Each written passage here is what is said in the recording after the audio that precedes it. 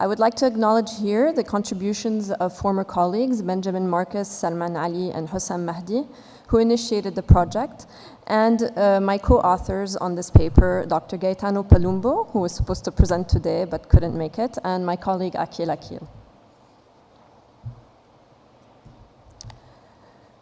The paper presents the results of 10 months of monitoring program conducted at the archaeological site of Hili 2 in El Ain. The exercise, as I said, is part of a wider project which aims at providing information and data to shelter designers in view of the possible installation of shelters on a number of archaeological sites in El Ain. The peculiar and extreme environmental conditions of El Ain were deemed worth investigating in order to evaluate if shelters are a viable protective solution in the context of El Ain and to base shelter designs on actual data.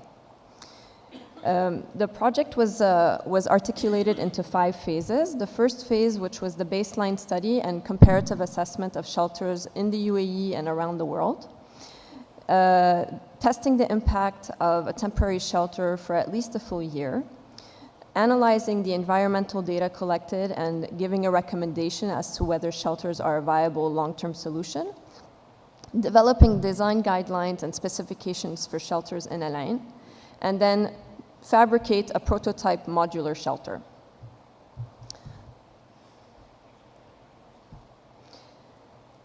Following the baseline study, which assessed the impact and performance of over 10 different examples of shelters in the UAE and around the world, we proceeded to the testing phase. The first part was to identify a site in El Ain, and the second to develop specifications for a temporary shelter. The sites considered are all excavated archaeological sites in Hili. With the exceptions of Hili 1 and 8, dated to the Bronze Age, the sites belong to the Iron Age. All of them are characterized by standing earthen architecture in various stages of erosion and decay. The sites that were assessed were included an area of Hili 1, because it's such a large site that we couldn't possibly do the test on the entire, or erect a temporary shelter on the whole site. Hili 2, House 1, Hili 2, House 6, an area of Hili 8, again, that is quite an extensive site as well, Hili 10, Hili 17, House 3, and an area of Rumaila. A team of DCT Heritage Historic Environment Department staff and our consultant, Dr. Gaetano Palumbo, evaluated these sites against the following criteria. The extent of exposed original fabric. This indicated whether the original fabric of a site was exposed and whether this could facilitate monitoring of its conditions. For example, in the case of Hili 10, where the walls are covered by a sacrificial mud layer, this site is less vulnerable as compared to Hili 1, Hili 8, and Hili 17, and therefore, in terms of comparing the effects of the shelter on covered and non-covered surfaces, that would be very difficult. The impact of rain and erosion. We considered how the impact of rain can be modified using a shelter, and this was an important factor for consideration. The testability of weathering factors. In order for the test shelter to provide useful information, the site needed to be as much as possible in an environment that didn't have any sort of interfering factors, such as the presence of nearby constructions or interventions, because this would modify the natural environmental conditions. The aesthetic impact. This measured whether the test shelter would have a visual impact that may negatively impact the aspect of the site or raise expectations among visitors and stakeholders about activities at the site.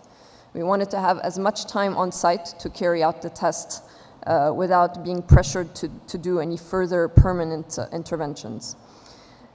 Site preparation. This criteria measured whether substantial site preparation and temporary protective measures were required in advance of shelter installation.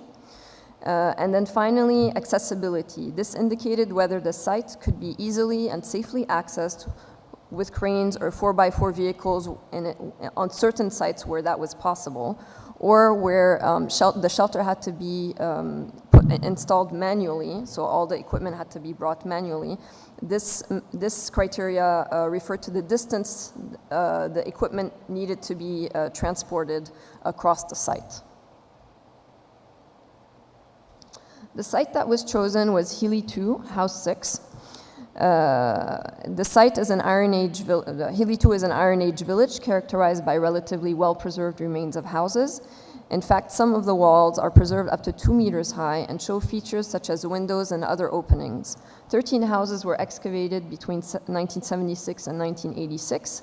Some wall capping and the construction of a high enclosure wall was undertaken in the 90s, and conservation repairs were undertaken between 2010 and 2012.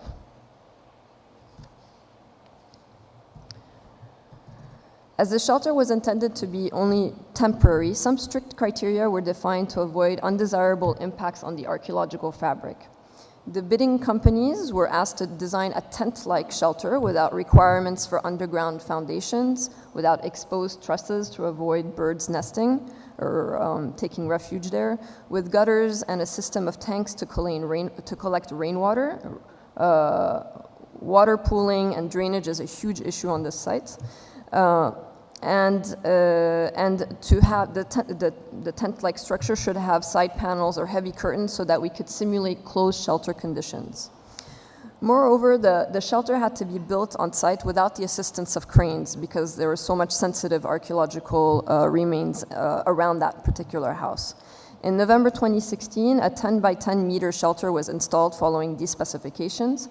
The main structure is of aluminum. The column bases were concrete slabs, so that were basically allowed the tent to be leveled. And the shell is a cream-colored anti-UV PVC material. As you can see, the water tanks, there were 2 water tanks on either side. Each one can collect up to 680 liters of water. 2 Hobo RX 3000 weather stations were installed on site, one under the shelter and one outside on an elevated plane. The 2 stations had an identical configuration with a base station able to transmit data via SIM card and sensors to capture temperature and relative humidity, wind and gust speeds, soil moisture. The external station also had a rain gauge. The power was supplied by a small solar panel, and the base stations were set to record data every 3 minutes. The data was downloaded at the end of every month and analyzed using a dedicated proprietary software that comes with the weather station. A baseline condition assessment was carried out at the beginning of the testing period in order to document the site conditions before sheltering. 11 photo station positions were established. These are the ones in these mark the positions where the site was photographed from, and these were used continuously throughout the testing program to take the same pictures throughout the 10 months. And a 3D model of the house was also created.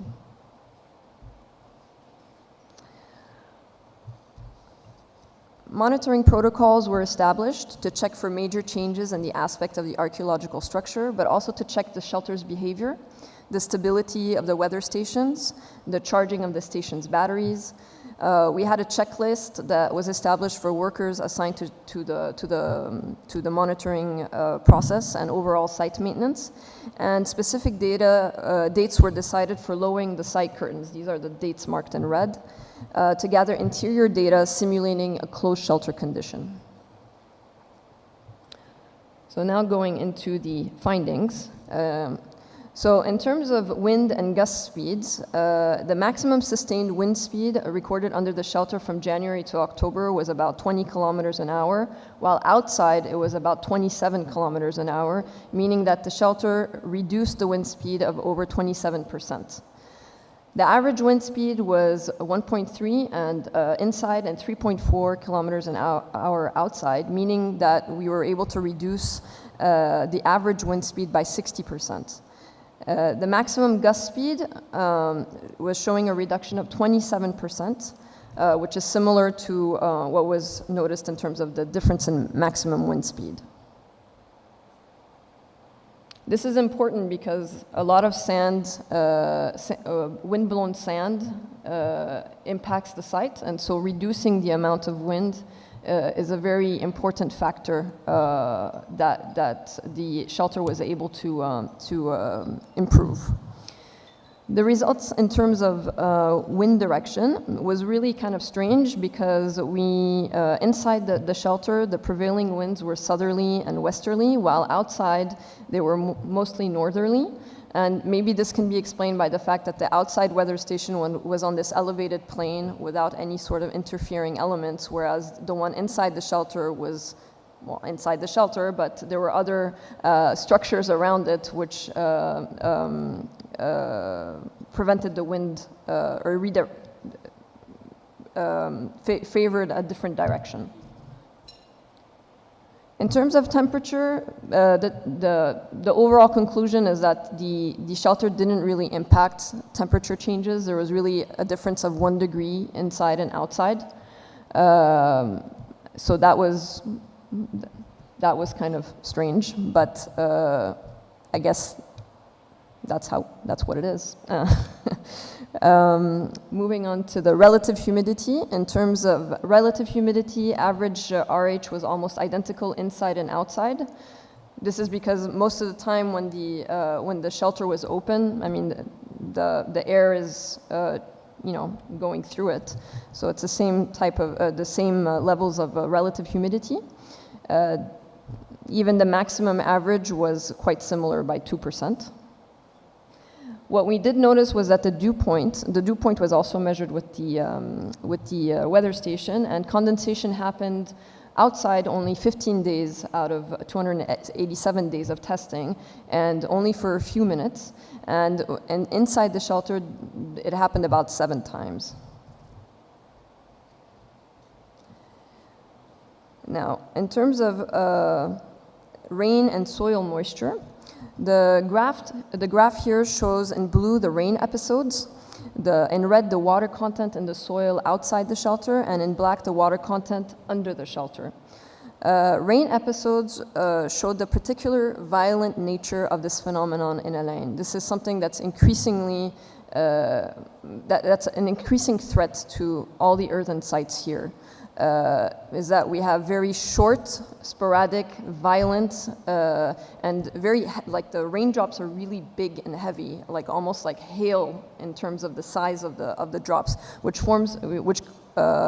impacts the sites really, terribly, frankly. On March 24th, 2017, 5.6 millimeters of rain fell in just 4 minutes. On July 17th, 6.2 millimeters of rain fell in only half hour. And on March 21st, 22 millimeters fell in just about 3 hours. This means that 2,200 liters were discharged from the 100 square meter roof of the shelter into the 2 tanks. The 2 tanks, as I said, each hold 680 liters. So we had 800 liters of water extra on the site. The photo really shows, the impact of the rain and the difficulty. The drainage is really an issue on this site and causes really a lot of damage to the base of the walls. They basically, the houses have wet feet. They're constant. It takes a really long time for the water to evaporate. But the testing here really shows the importance of a well-designed system to channel water away from the site and also to avoid the destructive consequences of water pooling at the base of the walls. And we're currently working now on developing a drainage system for the site as a whole and evacuating water. In the meantime, as a temporary measure, we've installed pumps to make sure that after in the case of a heavy rain, we can actually pump the water out quite quickly. In terms of soil moisture, so this graph shows in red on the top, the water content in the soil outside of the shelter, and on the bottom in black, the water content inside the shelter. This is perhaps the most evident effect of the shelter placed above the structure. So we see the fluctuation, maximum, minimum. We've noticed that there's a smaller range between the maximum and the minimum for the water content inside the shelter. There's a bigger variation outside the shelter. So the water content in the soil and the walls below the shelter is approximately 75% less than in the open, and the difference in water content between minimum and maximum on a daily basis shows a range that is 67% less in the inside the shelter. This means that the conditions under the shelter are more stable and that there is much less evaporation and reabsorption of water on a daily basis under the shelter. This may also be correlated with less mechanical stress on the walls, because then you have less swelling and shrinkage. With the high temperatures, with this constant movement, this is what makes the walls so fragile, actually. And when they're sitting in water during after a heavy rain, this is what causes them. This is the result of that constant mechanical stress is what's causing so much damage to the site. But I mean, we would like to, if we can, do a little bit more studies with more sophisticated instruments to look at the micro movements in the walls. We also did photographic monitoring. As I said, the 11 stations that were identified at the beginning of the testing period, from those locations, pictures were taken at regular intervals and helped with the assessments of the wall conditions for the sheltered house. No major changes were observed except some sand accumulation or erosion. We didn't see like any biological growth happening or anything like that. It was really, I mean, the site was in good condition. The only impact was some surface loss, because birds, they didn't have any place to sit on the top, so they started sitting on the actual walls because it was a nice shaded area. So what we had to do was ensure that there was the guard who was on site did a regular rounds throughout the site, morning and evening, to signal to the birds that there is some sort of occupation and presence on site. So the conclusions from this testing, so far this testing period, we're not finished. We're still continuing data collection until we implement the drainage solution. We just think that it's useful to collect this data for Elaine in general. In the last year, we've noticed that the fragility of the site has been exacerbated due to the drainage issues, which in turn have caused the walls to be very fragile. In addition, the fast swelling and shrinkage, as I said, due to moisture content, is also an increasing factor, and the increasing high temperatures in the summer. These conditions are similar in most of the earthen archaeological sites in Elaine. The preliminary results are pretty favorable for the installation of shelters when needed.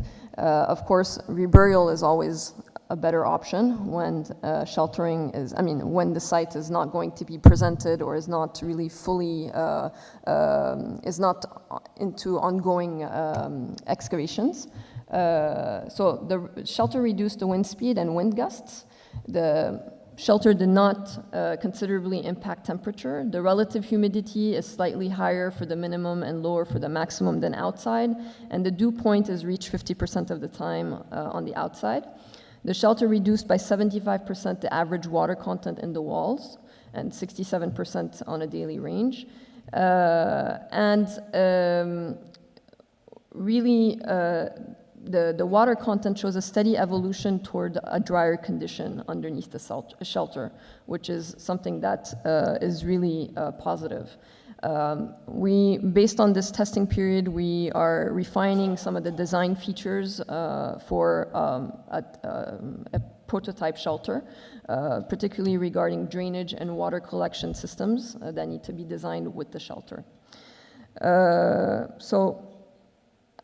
As I said, this paper is more to present to the community, to get some feedback, maybe some experiences from others on on sheltering other sites, and it's an ongoing work. So hopefully, at the next conference, we'll show you the full outcomes of the research project. So thank you very much for your attention.